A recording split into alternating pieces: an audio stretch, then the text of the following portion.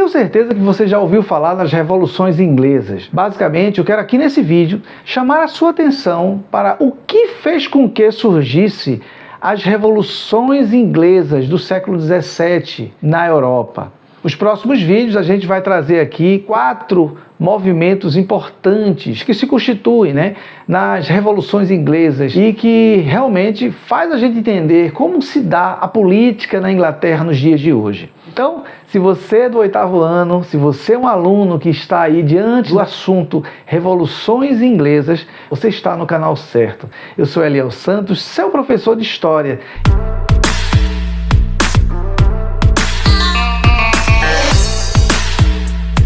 Bem, se você caiu de paraquedas nesse canal, ainda não é inscrito, eu quero convidá-lo a se inscrever nesse canal. Não esquece de dar aquele like, porque é importante para o nosso canal e é importante que essa aula ela vá para o máximo de alunos desejosos em conhecer um pouco mais sobre a história da Inglaterra. Nesse vídeo eu quero chamar a sua atenção mais como uma introdução desse assunto.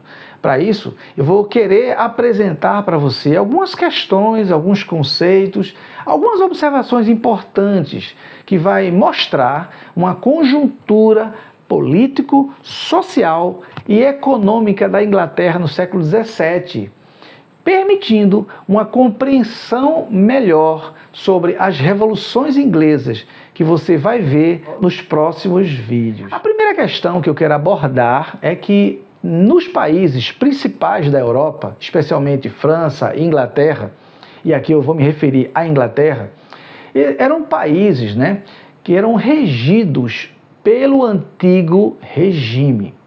Quando a gente fala de antigo regime, você tem que entender que está se falando em um regime que tem 2 características importantes. Então, eu quero que você nesse vídeo se atenha a essas 2 características. Pare e pense comigo. A primeira característica que dá a cara do antigo regime chama-se o absolutismo. O absolutismo é uma ideia, é todo um conjunto de ações por parte dos reis que produzia um constante fortalecimento do poder real. É como se houvesse uma cultura, uma prática, uma política de sempre fortalecer o regime do rei, o governo do rei, a figura monárquica. Então, esse absolutismo era a situação em que existia no antigo regime. Na Inglaterra, também no antigo regime, vai existir o chamado mercantilismo. O que era o mercantilismo? O mercantilismo, basicamente, era uma política econômica que favorecia, que impulsionava comércio, produtores de manufaturas, mas principalmente era uma característica que envolvia um controle do Estado sobre a economia.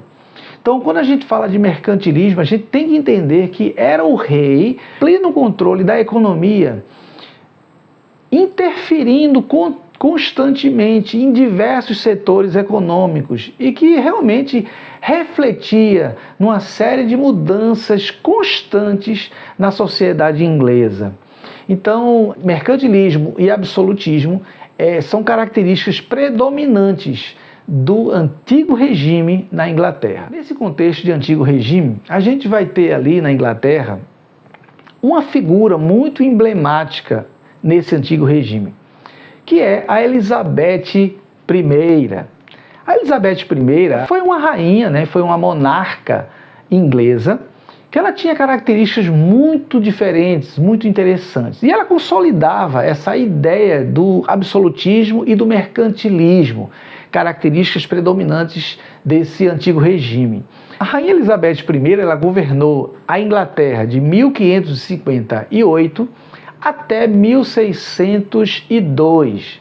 Essa rainha, ela era uma figura muito interessante, porque ela vai produzir na Inglaterra um crescimento muito importante. A Elizabeth I, ela vai trazer um fortalecimento muito importante para a burguesia como classe. Na verdade, é no seu governo que vai haver um grande crescimento econômico para a Inglaterra. A Inglaterra passa a ter uma armada bastante forte. Essa rainha era chamada Rainha Virgem, a rainha que não tinha marido. que passou durante todo o seu governo sem marido, mas uma grande monarca. Ela era bastante contestada porque não tinha marido, né? Muitos diziam que uma mulher não podia governar não tendo marido, não sendo que um grande governo só seria possível por meio de um rei.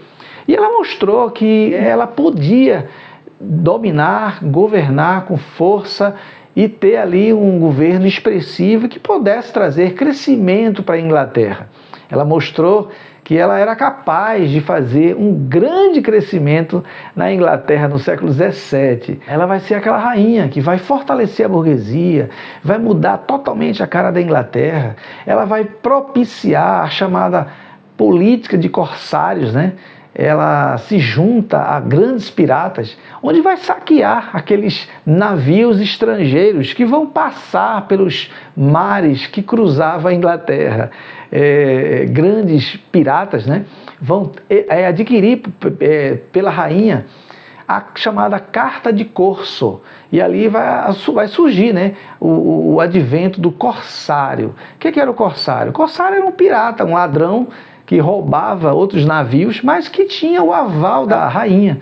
Ela não permitia que na Inglaterra houvesse alguém que saqueasse outros navios, mas se ele tivesse uma carta de corso, esse pirata se tornava corsário. Era alguém que tinha carta, que tinha permissão da rainha para saquear esses navios que traziam, né, as riquezas lá de além-mar, né, as riquezas do Novo Mundo, das terras descobertas da América, por exemplo, né, tanto a América portuguesa como a América espanhola. Então todo aquele escoamento de riqueza das Américas eram saqueadas pelos corsários e pelos piratas em conluio com a Rainha Elizabeth I.